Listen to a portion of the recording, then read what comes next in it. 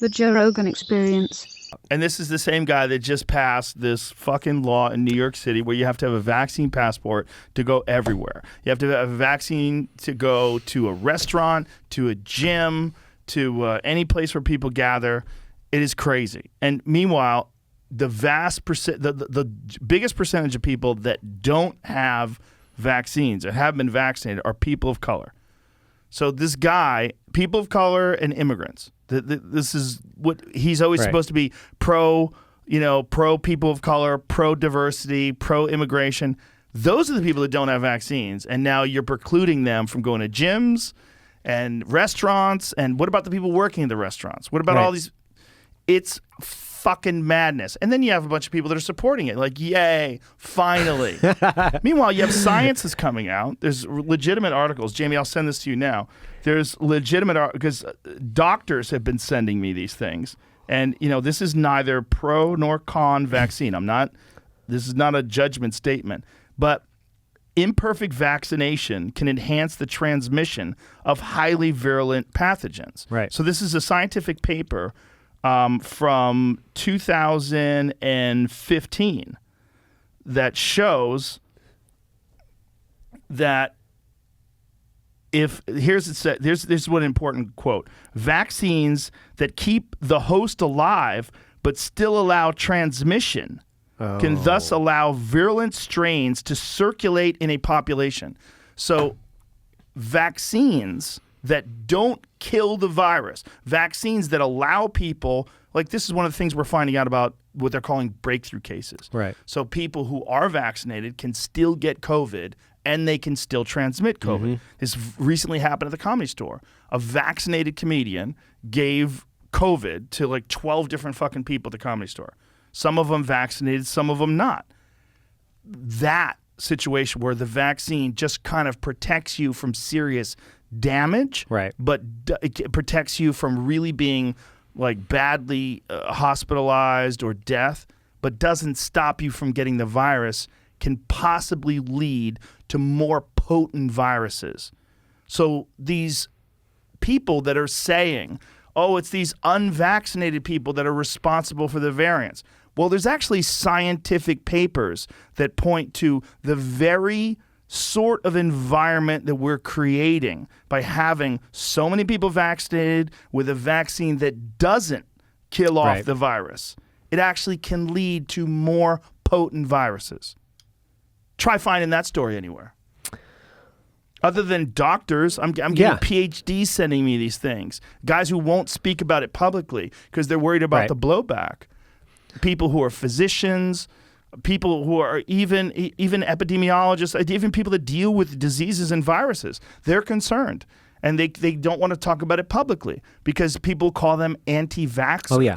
It's really wild out there. Oh, it's wild because they've somehow managed, and when I say they, meaning the political elite and then I think their established media representatives, have somehow managed to turn this into a political issue, right? Mm-hmm. And that's dangerous. Like, it's dangerous for any politician to play in that game where they're using something as meaningful and quite possibly dangerous for the country as political posturing or virtue signaling, right? And you see it all the time because you see these guys are wearing their masks for the camera, but then they take them off. AOC just got busted doing that yesterday. Did you see the video? Of course. She had no mask on, hanging out with everybody, and then they go to take a picture. Yeah. She puts the mask on and then takes it off after the picture's done. Yeah, or they can have parties, what is it? How about Obama? Yeah, Obama's having that 700 guest party or whatever it is. I heard he's going to tone it down to 600 yeah. because of the pandemic. He's going to make it a little lighter. But you can't go to a gym in New York. Right. Unless you have a vaccination card. Right. Or you can't go out to eat. We're going to shut down small businesses. You can't go to a comedy club. And I think it's rules for thee and not for me scenario. And people read right through that shit. Because some people I think even are applauding it, which is fucking terrifying. I know smart people that are applauding it. It's so strange. And the problem with applauding vaccine passports, this is part of the problem. They are not going to give that power up. No. They're not going to. They're going to No. find a reason to continue to use that. If they can figure out a way to force you into carrying papers, into carrying something that lets you enter businesses or lets you do this or lets businesses open, as soon as you give politicians power, in any kind of power that didn't exist previously, historically, they don't relinquish that power. They find new reasons to use it. Well, I think that's the history of lawmaking and political power in the United States. And I think that's why I tend to be bucketed in conservatives, because it means smaller government to me, right? There's multiple reasons why people classify themselves as that. But I look at things and I look at the preservation of individual liberty. You know, how do I preserve more of my freedom, because I feel like I'm a responsible adult and I feel like I'm going to raise responsible adults, and I feel like I spend most of my time around responsible adults. It's such a disconnect in individual philosophy when I find people that are actively looking for ways that they can forfeit their individual liberty and hand it over to somebody where they feel like they have a better interest in running their life than they do. Right. And I understand the balance between, we have to have certain laws and regulations that protect people against, overt dangers.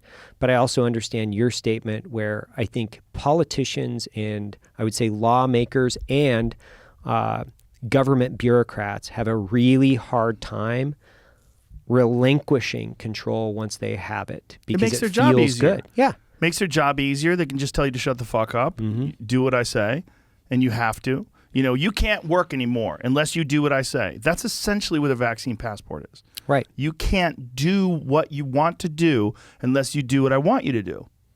I mean, Don Lemon was talking about that openly on CNN. Yeah.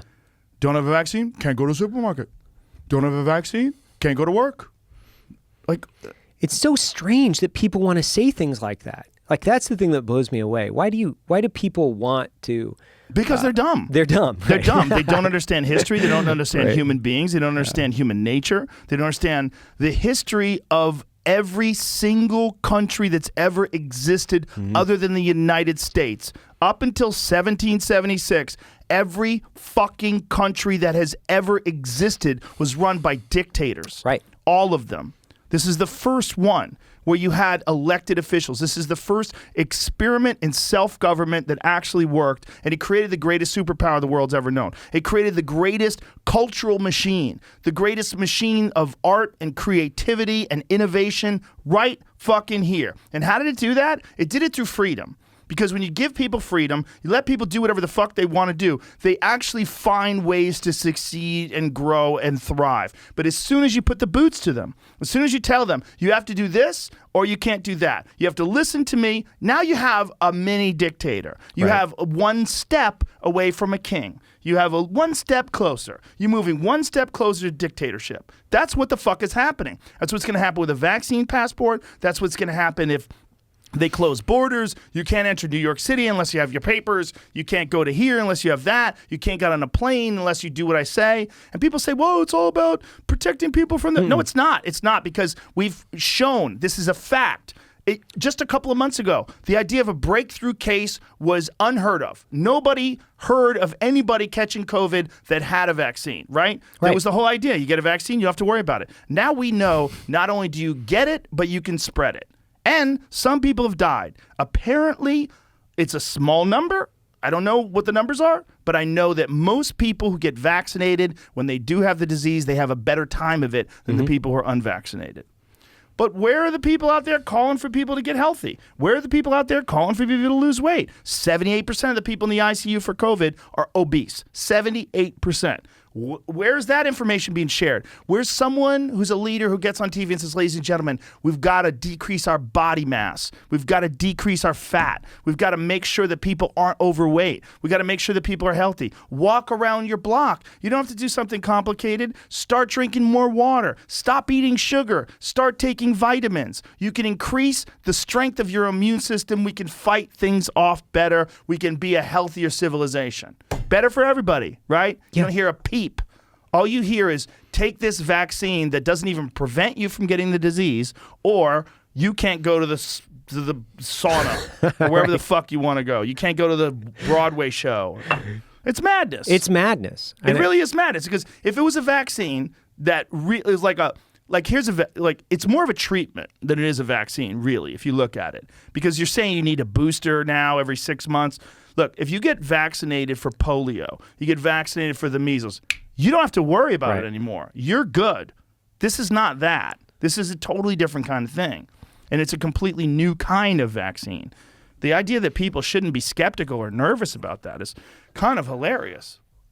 Well, it's kind of hilarious that people won't try on skepticism in general. Like, they need to be more skeptical. They need to push people in authority and power and hold them accountable for their words and their actions. And there's this reluctancy, I think, across the board to question power either on both sides, right? So it's like the blue likes to question red likes to question blue. But now you'll follow lockstep in party line if one is saying something or the other. That's a fucking problem. So to your point, I was reading the history of the Nez Perce Indian tribe, and I've read a few books on this just recently. I'm from northern Idaho, where the Nez Perce Indian tribe, ferocious people, amazing warriors. Amazing. Chief Joseph was an incredible leader, incredible history. But it struck me there's one chapter in the books that I was reading about how the U.S. Cavalry, they were putting the Native Americans on reservations for their protection. And I'm not trying to equate this in direct correlation, but this was part of the narrative because they were saying, we want to put you guys on reservations to protect you from the settlers and from retaliation. So we want to put you guys on this, 400 mile square reservation for your protection. And they're like, dude, we want to be free. I don't know what you're talking about.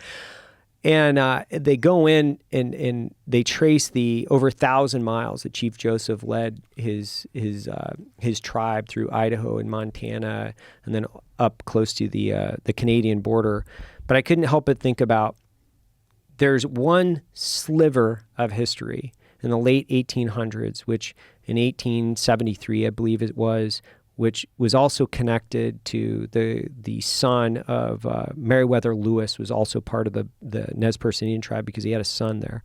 But I thought about how not us as a country, how we need to be pushed to ask more questions and we deserve more answers. And we have to hold skepticism, I think, in a very high regard, and we can't beat it down. I think anytime that you question authority, it's a good thing, especially as a society, because it also says that you have a healthy society. If you have this complex narrative, moving up from underneath, I think the groundswell of information from people, you can have these complex discussions, but you also have to have very good answers to what's going on. I think you've got conflicting information that's being politicized and it's being gaslit by both sides of the media, which I don't blame people for being pissed off and confused because, man, I'm confused. Yeah. Like, this is confusing as shit. The CDC releases something, the president will say something else, some random governor somewhere that I've never heard of will say something else. And you're like, what the hell's going on? What is going on? Yeah. That's why I listen to Crystal and Sagar, because they typically know what's going on. Well, they typically know what's going on, and they're a great example because that show Breaking Points, you got Sagar, who's on the right, and Crystal, who's on the left, but they're good friends. They're good. They get along well, and they're both super honest and objective, rational and intelligent, and they can discuss all the finer points of these issues honestly, openly. And that's why they're thriving. Yeah. It's why CNN, like some of their shows, some of their shows they get 100,000 views in the key demographic, less than 100,000 even. That's crazy. Since Trump is out of office and they don't have a boogeyman, their boogeyman is unvaccinated people. That's what they're doing. Their boogeyman is different things that they can attack. Watch the entire episode for free only on Spotify.